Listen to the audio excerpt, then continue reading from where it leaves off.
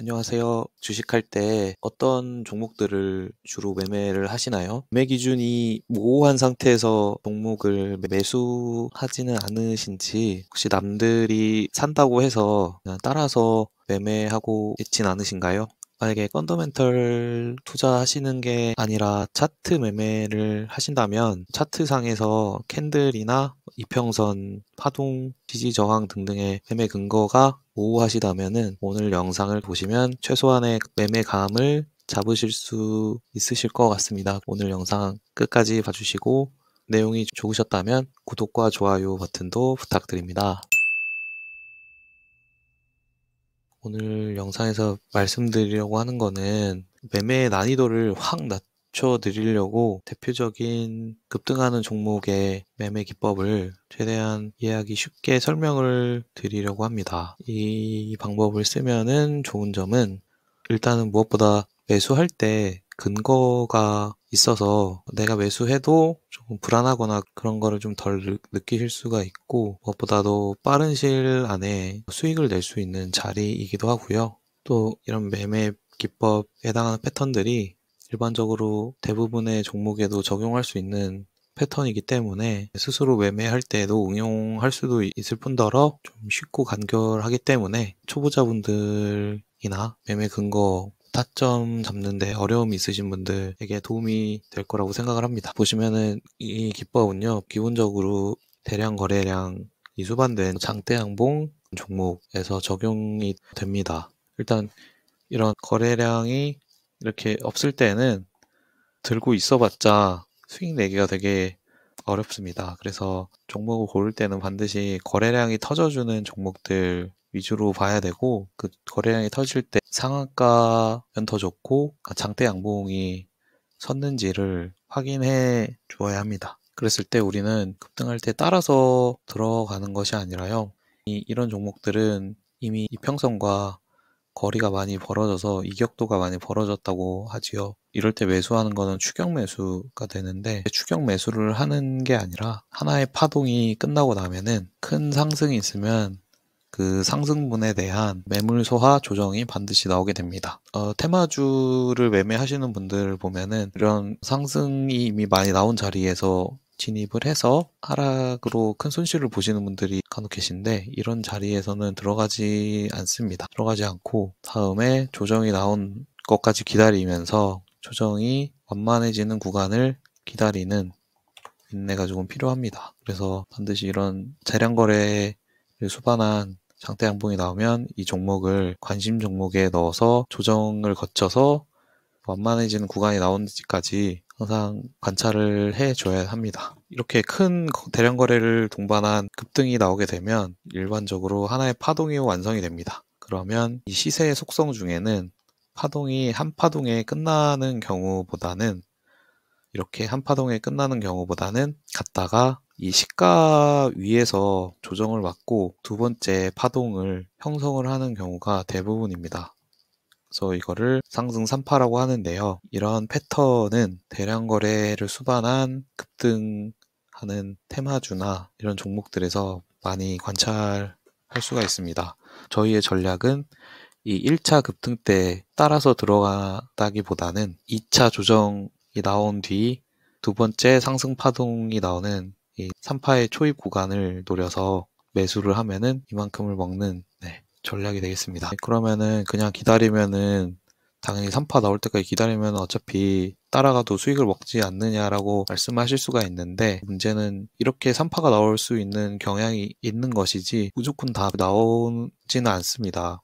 그렇기 때문에 이거를 기대했지만 아예 그냥 이렇게 더 꼬꾸라져서 1차 파동의 시가에 도달하거나 더 떨어지는 경우도 있기 때문에, 이런 경우를 피하기 위해서 추격 매수는 하지 말라고 말씀을 드리고 있습니다. 그러면은 우리는 여기서 이 하락이 멈추고 상승으로 들어가는 이 지점을 잘 찾아야 되겠죠. 그럴 때 우리가 이 지점에서 찾아야 되는 게, 1번은 하락 추세가 완만한 꺾이는가, 도지 캔들 나왔는가, 이러한 조건을 가지고서 판단을 하게 됩니다. 여기서도 마찬가지로 이 올라가는 힘에 반해서 내려올 때는 세게 내려왔지만 조정을 받으려고 할 때는 각도가 완만하게 휘는 것을 확인할 수가 있는데요. 예, 이렇게가 되겠네요. 정확하게는. 그러는 과정에서 이평선도 점점 완만하게 휘고 중간에 이제 도지 캔들이 출현하는 것을 확인하실 수가 있습니다. 그러면 이 의미는 매도하는 물량이 이때보다는 줄어들게 되면서 아래에서는 더 이상 저점을 낮추지 않고 매도가 팽팽해지는 완만한 상태가 형성이 된다. 이해하시면 됩니다. 그 다음에 아래에서 올라오는 이 21선 이평선의 지지를 받아서 떨어지지 않고 여기서 터닝을 하는 경우가 많은데요. 이런 포인트들을 잘 확인을 해야 합니다. 여기서는 하루 정도 하락을 했습니다. 이럴 때는 하락을 할 수도 있기 때문에 이전에 샀다면 매도 포지션을 취하거나 아니면은 더 떨어질 것 같으면은 반드시 칼같이 손절을 해주셔야 합니다. 하지만 다음날 의미 있는 양봉이 나왔고 다시 5이평선과 22평선, 12평선 위까지 회복을 하는 것을 보실 수가 있습니다. 그리고 그 다음 날은 상승을 하는 것을 확인할 수가 있는데요. 이 해당 종목의 이슈가 살아있는지에 따라서 3파 때 1파의 크기이거나 이거보다 더 크게 갈 수가 있는데 여기에서는 에이텍 이슈가 죽어서인지 크게는 파동이 나오지는 않았습니다. 따라서 꼭 반드시 이만큼 더 올라간다고 해서 더 들고 있는 것보다는 그 다음날 하락 음봉이 나올 수 있기 때문에 이때는 어느 정도 먹고서 매도를 해주는 것이 바람직합니다. 떨어질지는 알 수 없기 때문에 항상 절반이라도 청산을 하든지 일부만 청산을 하는 방식으로 리스크를 줄여야 하고요. 수익이 났을 때는 조금이라도 챙기는 것이 바람직하다고 할 수 있겠습니다.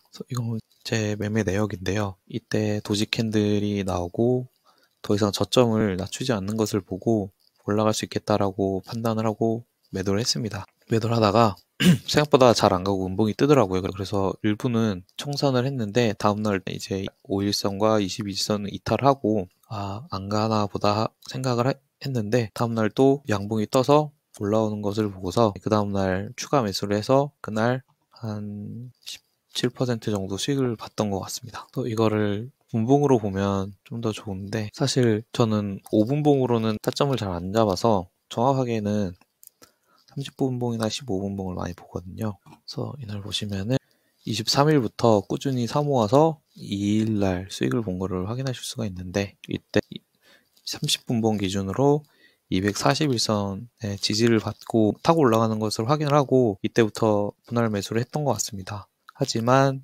26일날 생각보다 잘 안 가고 떨어져서 이때는 안 갈 수도 있겠다라고 생각을 했지만 그 다음날 30일날 다시 매수세가 들어오면서 장기 이평들을 다 돌파해주고 이평선 수렴하고 정배열로 바뀌는 것을 보고서 다시 매수를 이날 했고 이날 수익을 보고서 매도로 청산을 했습니다. 그래서 더 가주면 좋겠지만 그 다음날은 떨어질 수 있기 때문에 수익으로 청산해 주는 것이 바람직하겠습니다. 앞에 1차 급등이라는 대량 거래를 동반한 급등을 확인을 한 다음에 이 1차 급등을 근거로 2차 급등이 일어나는 지점 직전에 매수를 하는 게 2차 급등 매매법이라고 저는 부르고 그것을 저만의 주력 매매 기법으로 삼고 매매를 하고 있습니다. 이렇게 하면은 손절은 짧고 또 수익은 크게 볼 수 있는 훌륭한 자리라고 판단이 되어서 직장을 다니면서도 이렇게 수익을 낼 수 있습니다. 안전하면서도 또 사실 하루 이틀 만에도 수익이 나는 경우도 있기 때문에 수익이 빠르게 나는 편이고 손절도 짧아서 손익비가 좋은 자리라고도 할 수 있겠습니다. 무엇보다 매수 근거가 있기 때문에 안정적으로 매매가 가능한 매매법이라고 할 수 있겠습니다. 혹시라도 이 기법에 대해서 자세한 내용이 궁금하신 분들이라면은 검색기를 통한 종목 발굴에서부터 타점을 어떻게 잡고 언제 손절을 해야 되고 어떻게 하면 좀 안전하게 투자할 수 있는지에 대해서 아래 고정 링크에 설명을 해 두었으니까요. 혹시 관심 있으신 분들은 아래 고정 링크를 확인해 주시면 감사하겠습니다.